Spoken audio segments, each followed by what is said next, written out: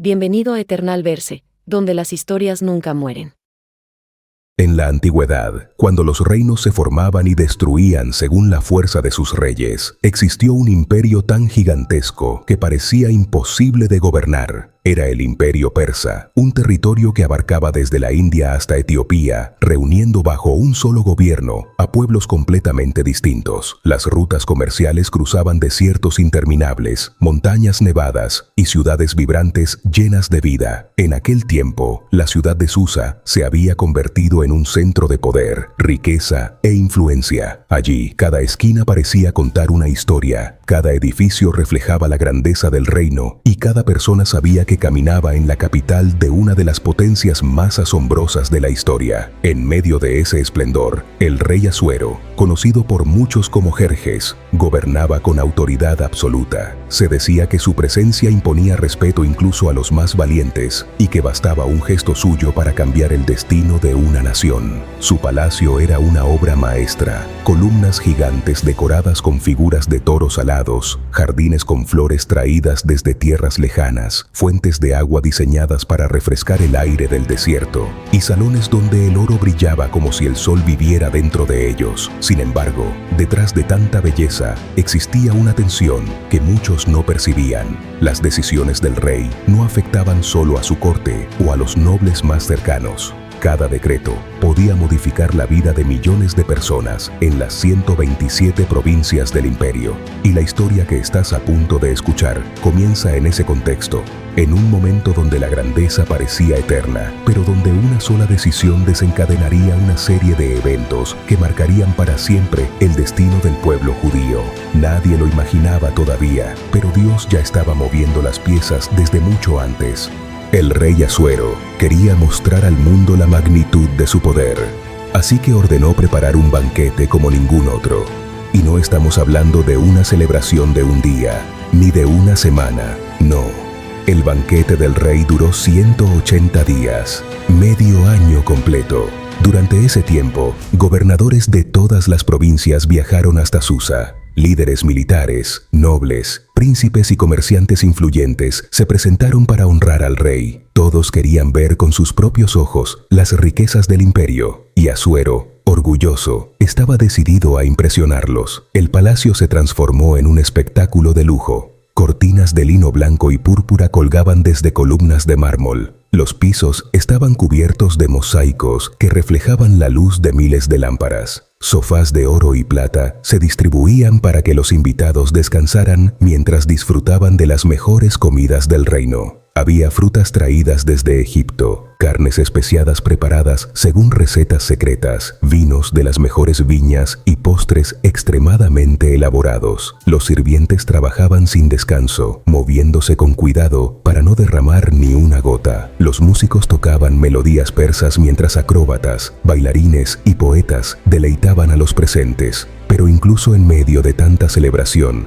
el ambiente cargaba otro propósito, político. El rey quería demostrar que nadie podía igualar su poder, que su riqueza, sus ejércitos y su propio nombre debían ser respetados por todos. Era un mensaje dirigido a amigos y también a enemigos. Cuando el banquete llegó a su momento más alto, el rey decidió ofrecer un último gesto de grandeza, pero ese gesto, aparentemente inocente, lo llevaría a cometer un error del cual jamás imaginó las consecuencias.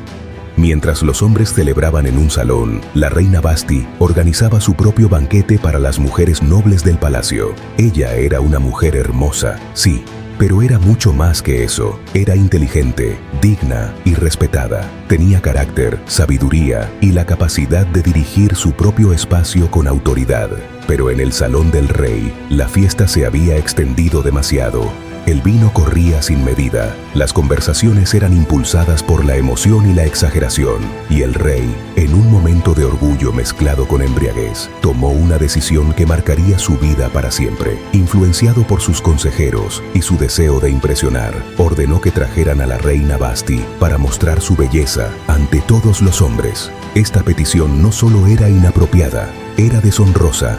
Era tratar a la reina como un objeto de exhibición, algo que Vashti no estaba dispuesta a tolerar. Cuando el mensaje llegó a ella, la reina respondió con firmeza: no iría. Aquella negativa cayó como un trueno en el salón del rey. Los nobles murmuraron, los consejeros se inquietaron, y el propio Asuero sintió su autoridad desafiarse públicamente. ¿Cómo podía permitir que una mujer, su mujer, lo desobedeciera ante cientos de personas importantes del imperio? Los consejeros, temiendo perder autoridad en sus propios hogares, presionaron al rey. Si la reina desobedece, las mujeres de todo el reino harán lo mismo. La discusión fue intensa, llena de orgullo y miedo disfrazado de lógica. Finalmente, el rey cedió a la presión. Con una mezcla de enojo y vergüenza, ordenó destituir a Basti. La reina fue expulsada del palacio. Y con ese decreto, una puerta se cerró para siempre. Lo que nadie sabía era que aquella decisión abriría camino para una joven desconocida que Dios estaba preparando en silencio. Una joven que ni siquiera imaginaba que el destino de una nación entera descansaría un día sobre sus hombros. Pasaron los días, y aunque el rey intentaba seguir con su vida diaria, la ausencia de Basti se sentía en el palacio. Los sirvientes hablaban en susurros, los nobles evitaban mencionar el tema, y el rey comenzaba a arrepentirse en silencio. La ley no podía ser revocada, Basti no podía regresar, y en su corazón crecía un vacío que ni la riqueza ni los grandiosos jardines de Susa podían llenar. Fue entonces cuando los consejeros propusieron un plan que cambiaría el rumbo de la historia. Buscar una nueva reina, no una noble de linaje prestigioso, ni una princesa extranjera, sino la mujer más hermosa del reino, sin importar su origen ni su posición. Una búsqueda masiva, provincia por provincia, ciudad por ciudad, hogar por hogar. El anuncio se extendió como fuego. Que traigan a Susa a todas las jóvenes vírgenes de hermoso parecer. Serán preparadas y presentadas ante el rey, y de entre ellas, el rey elegirá una nueva reina. Imagina la magnitud de aquella búsqueda. Caravanas viajando por desiertos, mensajeros entrando en aldeas pequeñas, donde nunca había llegado un decreto real, padres sorprendidos, líderes locales registrando nombres, oficiales persas evaluando jóvenes, y multitudes observando en silencio mientras decenas de chicas eran llevadas rumbo al palacio. Algunas iban emocionadas, otras aterrorizadas, muchas sin comprender lo que les esperaba realmente. Mientras tanto, en un barrio humilde de Susa, lejos del lujo del palacio, vivía una joven que no sabía que su vida estaba a punto de transformarse de manera irreversible. Una joven que no imaginaba que sería parte de esta historia. Una joven que Dios había preparado desde antes de su nacimiento. Su nombre era Esther. Esther, cuyo nombre hebreo era Hadassah. No tenía las comodidades de la nobleza, ni las enseñanzas de una familia acomodada. Desde pequeña, había sufrido la pérdida de sus padres, quedando huérfana en un imperio que no era su tierra natal. Pero Dios puso en su camino a un hombre justo, Mardoqueo, primo de su padre, quien decidió adoptarla y criarla como si fuera su propia hija. Mardoqueo era un judío que había sido llevado a Persia durante los días de la deportación. Vivía en Susa, trabajaba en áreas cercanas al palacio y conocía bien cómo funcionaba el sistema persa. Era respetado, prudente y profundamente fiel a Dios. Bajo su cuidado, Esther creció en sabiduría, bondad y humildad. No solo era hermosa físicamente, tenía un carácter noble, una dulzura natural y una serenidad que llamaba la atención de cualquiera que la conociera. Mientras la búsqueda real avanzaba por las provincias, Esther vivía su vida sin imaginar que el destino tocaría su puerta, hasta que un día, los oficiales del rey llegaron al barrio donde vivía con Mardoqueo. Revisaron los hogares, analizaron a las jóvenes y cuando vieron a Esther, no dudaron. Su belleza destacaba incluso entre las elegidas de la ciudad. Mardoqueo, aunque preocupado, entendió que no podía impedir que la llevaran al palacio, pero antes de que ella fuera tomada, le dio un consejo que sería crucial para su futuro. No reveles que eres judía, no digas de qué pueblo vienes. No era miedo, era sabiduría. Persia, aunque poderosa, podía ser cruel con los extranjeros, y el antisemitismo ya existía en algunos sectores del imperio. Esther obedeció, y sin saberlo, ese acto de obediencia la colocó exactamente en la posición donde Dios la necesitaba. El camino hacia Moría no era sencillo. El aire cambiaba mientras ascendían. Era más frío, más delgado, como si la montaña misma guardara secretos antiguos. La luz del amanecer bañaba las rocas en tonos dorados y anaranjados, como si el cielo quisiera advertirles que aquello no era un viaje ordinario. Abraham avanzaba con pasos firmes, pero silenciosos. Era un silencio que hablaba más que las palabras. No era resignación, era obediencia. Una obediencia que pesa más que el hierro y corta más que un cuchillo. Isaac, sin entenderlo todo, caminaba a su lado. Y aunque él no sabía exactamente qué iba a ocurrir, su confianza en su padre era absoluta. La escena era conmovedora. Un padre que carga el peso de la decisión más dolorosa de su vida, y un hijo que carga la madera del sacrificio sin imaginar su propósito. Cuando por fin llegan al lugar señalado, Abraham mira el cielo, una mirada que encierra súplica, dolor, esperanza y obediencia. Aquella mirada se perdería entre las nubes para convertirse en uno de los momentos más importantes de toda la historia bíblica. Y ante esa luz celestial, Abraham respira profundo. Él sabe que está a punto de hacer algo que ningún corazón humano puede comprender, pero también sabe que Dios no comete errores. Lo que sucede en ese monte marcará para siempre lo que significa la fe. El viento soplaba suavemente sobre la cima de la montaña. Era un viento que parecía susurrar historias de generaciones pasadas. Mientras preparaban el altar, Isaac rompió el silencio con una pregunta que atravesó el corazón de Abraham como una espada. «Padre, aquí están la leña y el fuego, pero ¿dónde está el cordero para el sacrificio?». Aquella pregunta suspendió el tiempo. El corazón de Abraham latió con una fuerza que casi lo derrumba. Su respiración se detuvo. Sus ojos temblaron. No había forma de explicar lo inexplicable. Pero Abraham contestó con la frase más llena de fe jamás pronunciada: «Dios proveerá». Esas dos palabras fueron un acto de entrega total, una declaración poderosa, una profecía que resonaría a través de toda la historia bíblica. Dios proveerá. Aun cuando no veía nada, aun cuando la realidad gritaba lo contrario. Esa respuesta no solo tranquilizó a Isaac, también abrió una puerta en el cielo, porque cuando un hombre confía por encima del dolor, algo se mueve en el mundo espiritual. Y en esa cima, bajo un cielo que ahora observaba en silencio absoluto, Abraham siguió construyendo el altar, con manos temblorosas pero con un corazón firme como una roca. Abraham terminó de levantar el altar. Cada piedra parecía pesar más que la anterior, no solo por su peso físico, sino por la carga emocional que llevaba sobre sus hombros. Los cielos permanecían silenciosos. No había señales. No había intervención. Solo una prueba. La prueba más grande que Dios había entregado a un ser humano.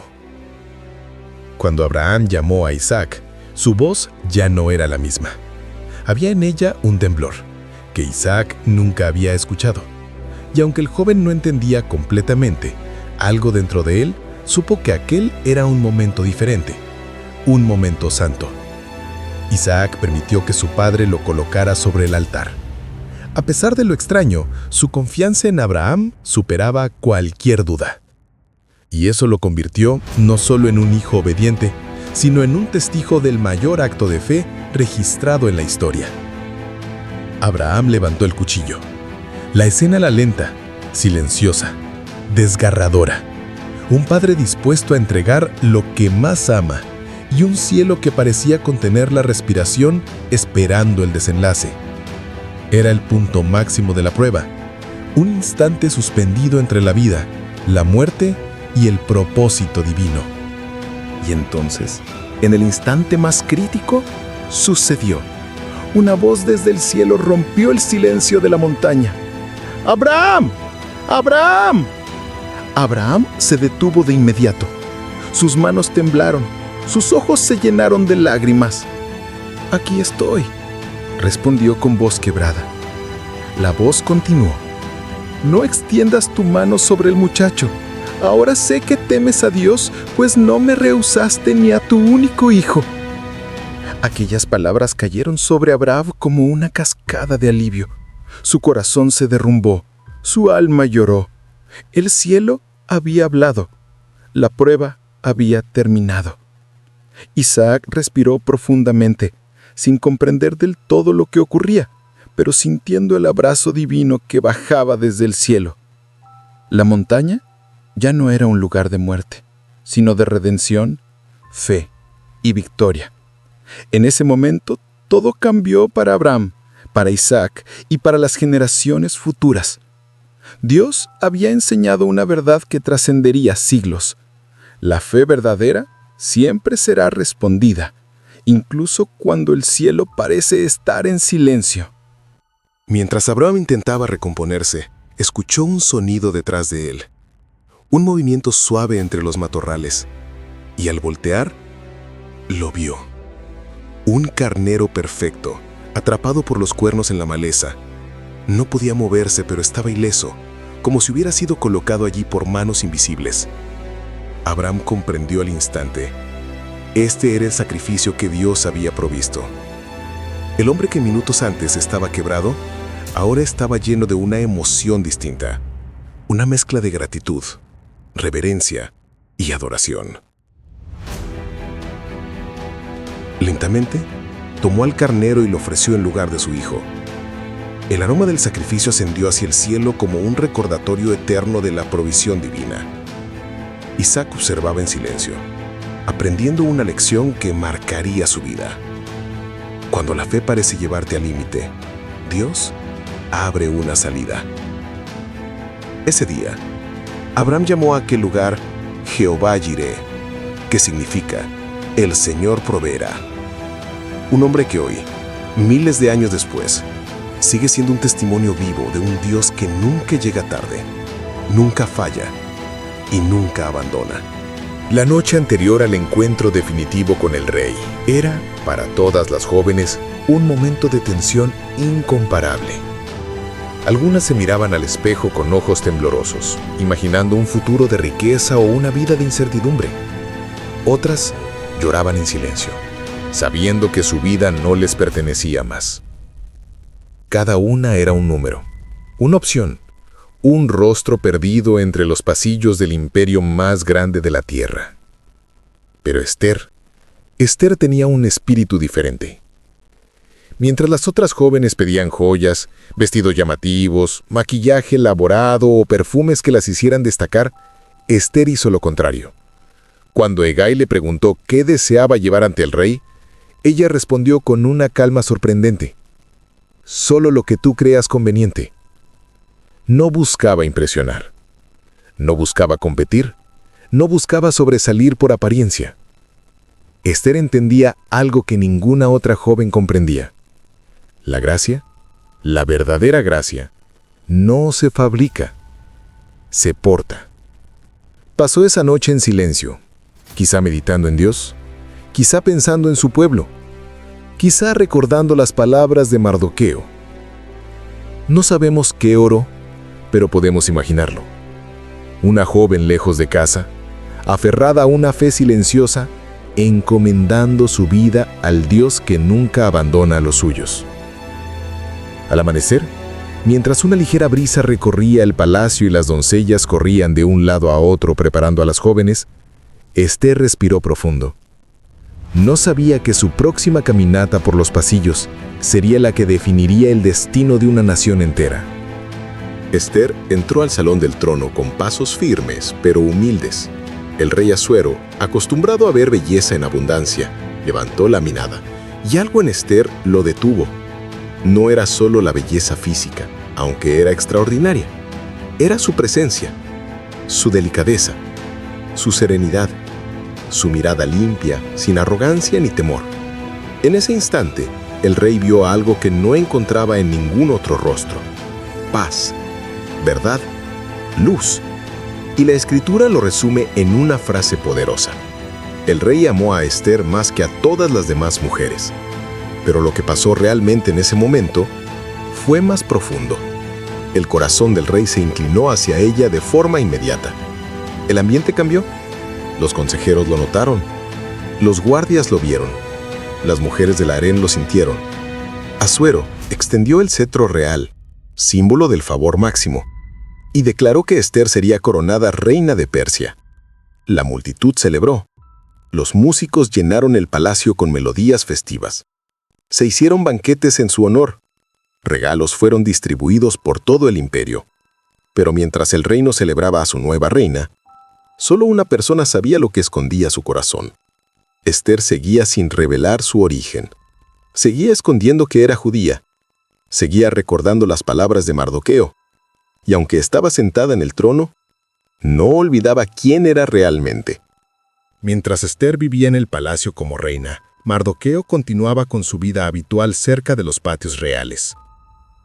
Aunque no podía verla todos los días, permanecía atento, vigilante, como un protector silencioso. Una tarde, mientras pasaba por una de las entradas del palacio, escuchó una conversación inquietante. 12 eunucos del rey, Pixetán y Teres, hablaban en voz baja, demasiado baja como para levantar sospechas, pero no lo suficiente para escaparse de Mardoqueo. Lo que escuchó lo dejó helado. Los 2 guardias estaban planeando matar al rey.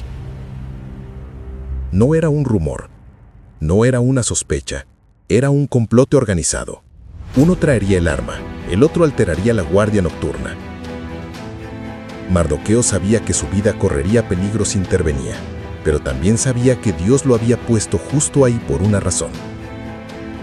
Inmediatamente envió un mensaje a Ester, informándole lo que había escuchado. Ella, sin revelar cómo lo supo, notificó al rey en nombre de Mardoqueo. Se inició una investigación. Los responsables fueron arrestados. El complot fue desmantelado. Y el nombre de Mardoqueo quedó registrado en los libros históricos del imperio, aunque nadie le dio recompensa. Todavía. Poco tiempo después del complot descubierto por Mardoqueo, el clima político del imperio cambió. Una nueva figura empezó a destacarse en la corte del rey.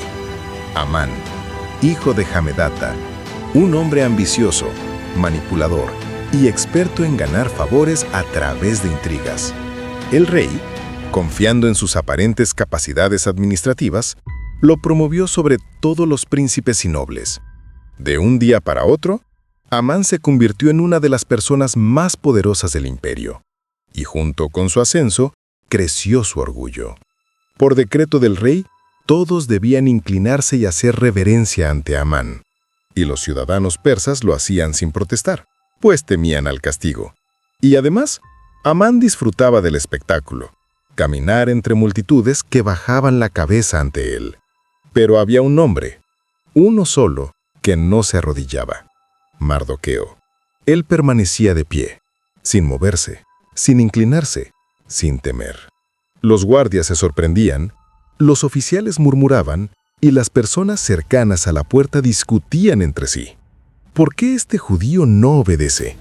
Mardoqueo no lo hacía por rebeldía ni por orgullo, sino por identidad. Él no se inclinaría ante ningún ser humano que buscara adoración, solo ante Dios. Cuando los oficiales informaron a Amán sobre esta actitud, su orgullo herido se transformó en ira. Pero no quería simplemente castigar a Mardoqueo. No, su odio fue más allá del hombre. Amán decidió eliminar a todo el pueblo judío del imperio. Una decisión nacida del resentimiento de un corazón oscuro que estaba a punto de poner en riesgo el futuro de una nación entera. Lleno de ira, Amán buscó la mejor manera de destruir a los judíos. No quería hacerlo impulsivamente, quería una fecha perfecta, apropiada según su forma retorcida de pensar. Por eso consultó suertes, el Pur, un método persa para seleccionar fechas consideradas favorables espiritualmente. Las suertes señalaron un día específico, muchos meses después. A los ojos de Amán era señal de éxito. A los ojos de Dios era parte del plan. Con la fecha decidida, Amán fue a ver al rey Asuero con un discurso cuidadosamente preparado. Presentó la situación como un problema político. Hay un pueblo disperso entre las provincias de tu reino, cuyos estatutos son diferentes de los de todos los pueblos. No obedecen las leyes del rey. y no conviene al rey dejarlos vivir. Una verdad torcida presentada con veneno. El rey, ocupado con asuntos de Estado y confiando plenamente en Amán, aceptó su propuesta sin investigar más. Amán pidió que se escribiera un decreto. En una fecha determinada, todos los judíos, desde niños hasta ancianos, hombres y mujeres, serían exterminados y sus bienes confiscados. El rey tomó su anillo, el símbolo más poderoso del reino, y lo entregó a Amán. Con ese acto, el decreto se volvió irrevocable según la ley persa. Los escribas fueron llamados, se enviaron cartas a todas las provincias traducidas a cada idioma y entregadas por mensajeros reales. Cuando el decreto se leyó en las ciudades, el pánico se extendió. Las familias judías lloraron, el caos se apoderó de las aldeas. Muchos gentiles estaban confundidos, sin entender por qué el imperio entero se preparaba para una masacre sin razón. Pero mientras en las calles había confusión, en el palacio, Amán celebraba. No sabía ni podía imaginar que había declarado la guerra contra un pueblo cuyo Dios nunca pierde batallas. Cuando Mardoqueo se enteró del decreto, su reacción fue inmediata y profundamente humana. No trató de esconder su dolor, no buscó refugiarse en el silencio, no intentó aparentar fuerza. La escritura dice que rasgó sus vestidos, un gesto de duelo extremo, se vistió con cilicio y salió por la ciudad clamando con gran voz y amargura. El hombre que antes había caminado con prudencia y discreción, ahora recorría las calles con el corazón roto. Su pueblo estaba condenado, su familia estaba en riesgo, su nación estaba marcada para morir. A medida que atravesaba Susa, más judíos se unieron al lamento. En cada provincia, en cada ciudad, en cada hogar donde un judío leyó el decreto, comenzaron el ayuno, el llanto y la oración. Mientras tanto, en el palacio, Ester no sabía lo que ocurría afuera. Vivía aislada, protegida por los muros reales, con sirvientes que filtraban las noticias. Pero cuando sus doncellas le informaron que Mardoqueo estaba vestido de cilicio y llorando públicamente, quedó profundamente angustiada. Envió ropa para que él se cambiara, pensando que estaba pasando por algún episodio aislado. Pero Mardoqueo la rechazó. Era su manera de decir: esto es más grande que yo.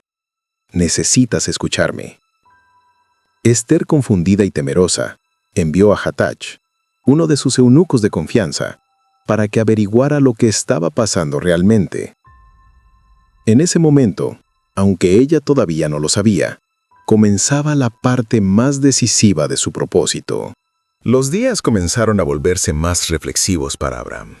Cada amanecer traía consigo un silencio particular, como si la creación entera estuviera esperando junto a él, conteniendo la respiración. Abraham se sentaba sobre una gran roca a las afueras del campamento y dejaba que la luz del sol acariciara su rostro. Cerraba los ojos y escuchaba. El viento, los animales, el murmullo distante de sus siervos despertando. Todo parecía recordarle que estaba viviendo en la promesa, aunque todavía no la viera cumplida. En los momentos de soledad, imaginaba el futuro que Dios le había descrito.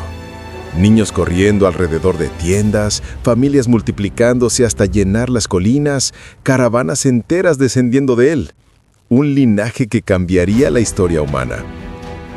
Pero no siempre era fácil. A veces sentía el peso de los años sobre sus hombros. A veces la duda susurraba en su mente. ¿Y si el tiempo se acaba? ¿Y si ya no hay fuerzas? ¿Y si ya es demasiado tarde? Y sin embargo, cuando la duda intentaba tocar su corazón, algo lo envolvía. Una paz tan profunda que parecía descender del cielo mismo. Una voz silenciosa que llenaba el alma y decía: no temas, Abraham. Yo sigo contigo. Yo soy tu escudo. Yo soy tu recompensa. Entonces Abraham respiraba hondo. Abría los ojos y volvía a levantarse. No porque entendiera todo, sino porque sabía que no estaba solo. Sara caminaba lentamente por el campamento, observando la vida diaria de sus siervos con una mezcla de ternura y melancolía. Veía a las mujeres jóvenes cargar agua, cuidar a los niños, preparar el pan, y una punzada profunda tocaba su corazón. Era fuerte, pero también humana, y dentro de ella había un deseo que los años jamás habían logrado apagar. Una tarde, mientras el sol comenzaba a esconderse, Sara buscó a Abraham. Lo encontró sentado junto al fuego, escribiendo en un pergamino los recuerdos y encuentros que había tenido con Dios. Las llamas iluminaron su rostro marcado por la experiencia. «Abraham», susurró ella. Él levantó la mirada, con ternura. «Dime, Sara». Ella se acercó, con los ojos brillantes por emociones que llevaba tiempo guardando. «¿De verdad, tú crees que esto va a suceder? ¿Aún crees que tendremos un hijo? Mira la edad que tenemos, mira cómo los años han pasado». Abraham tomó sus manos con cuidado, como quien sostiene algo frágil y valioso. «Sara, no importa cuántos años tengamos, si Dios nos pidió creer, es porque ya tiene preparado el momento exacto. No depende de nosotros, depende de Él». Sara apartó la mirada, pero dentro de ella, como una pequeña chispa que se enciende en la oscuridad, una nueva esperanza comenzó a respirar. Quizás, solo quizás, el milagro todavía era posible. Todo el campamento comenzó a sentirlo. Un ambiente diferente, una atmósfera que anunciaba que algo se acercaba, algo que estaba por romper la rutina y cambiarlo todo. Los animales estaban inquietos al caer la noche. Los ciervos comentaban que el aire se sentía pesado, casi eléctrico. El cielo brillaba con un resplandor más intenso, como si las estrellas hubieran descendido unos cuantos pasos más cerca de la tierra. Y Abraham también lo sentía. Había días en los que su corazón latía más rápido sin motivo, otros en los que se levantaba antes del amanecer y caminaba hacia las colinas, impulsado por una sensación que no podía explicar.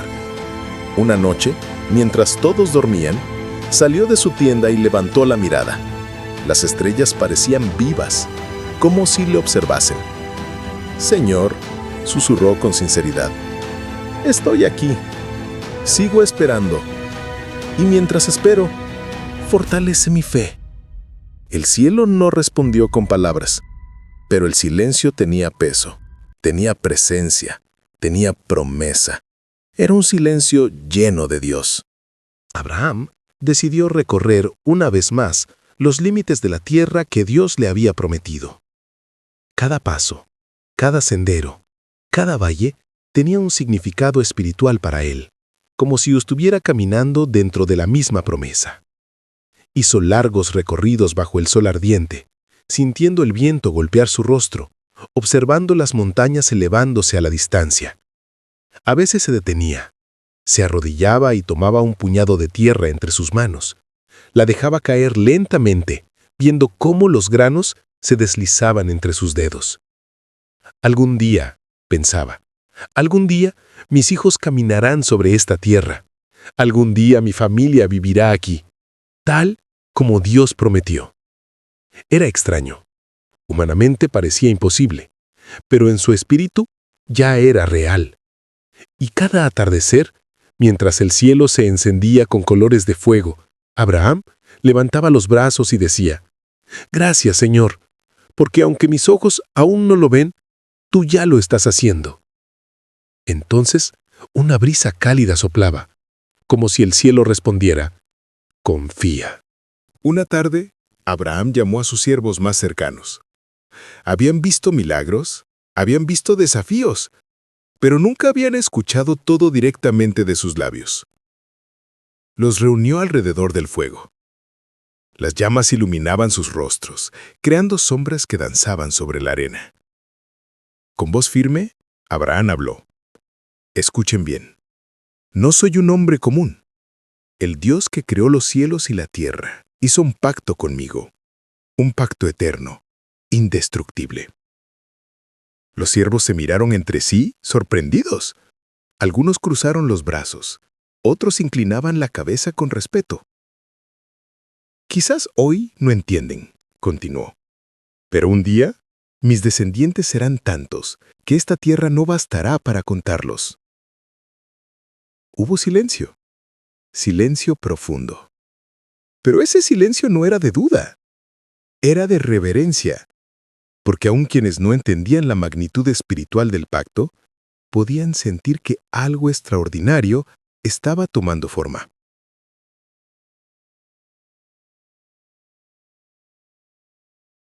Los días siguieron, y Abraham no dejó de levantar altares.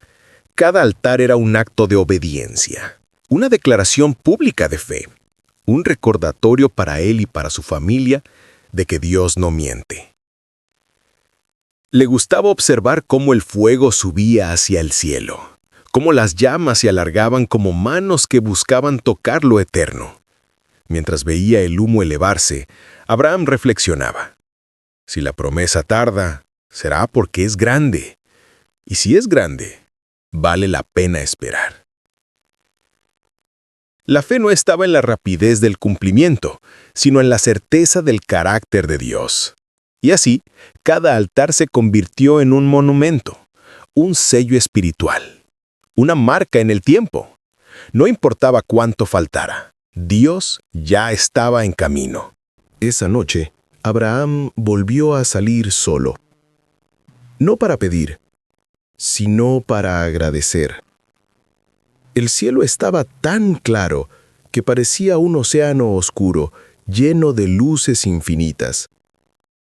El viento soplaba suave, moviendo su capa y llenando el aire con un aroma fresco.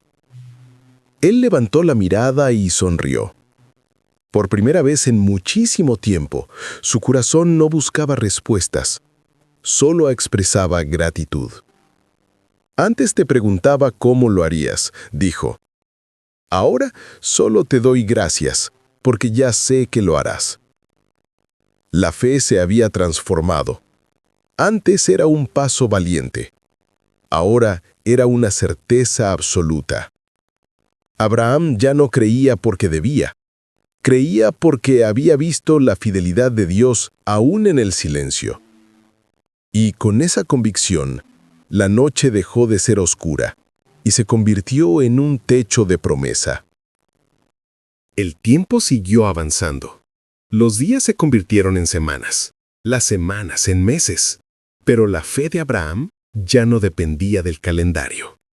Él había cambiado. Su manera de caminar era distinta, llena de paz. La manera en que miraba al cielo era diferente. Ya no era un hombre esperando un milagro. Era un hombre viviendo con la certeza de que el milagro venía hacia él. Ya no vivía preguntando ¿cuándo?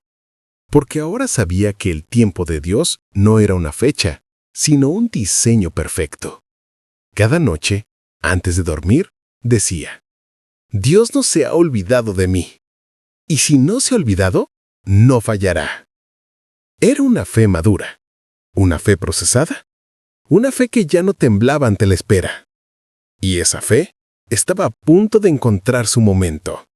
Y así, después de años de espera, de silencios, de luchas internas, de dudas vencidas y de fe fortalecida, Abraham llegó al punto más importante de su vida. Un punto donde la fe deja de ser teoría y se convierte en un destino. Lo que Abraham no sabía era que mientras él dormía bajo ese cielo lleno de estrellas, Dios ya estaba moviendo todo a su favor. Gracias por ver Eternal Verse, donde las historias nunca mueren.